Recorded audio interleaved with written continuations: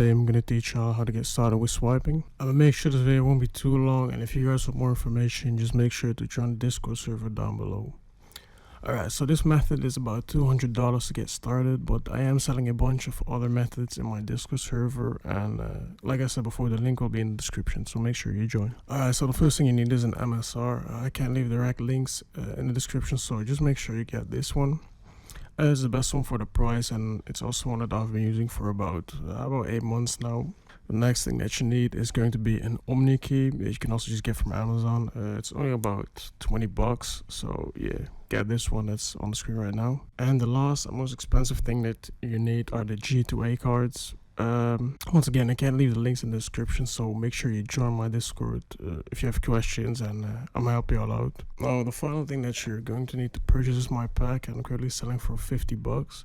Pretty sure it's one of the cheapest packs around, and if you do end up purchasing my pack, I'll obviously help you out with it.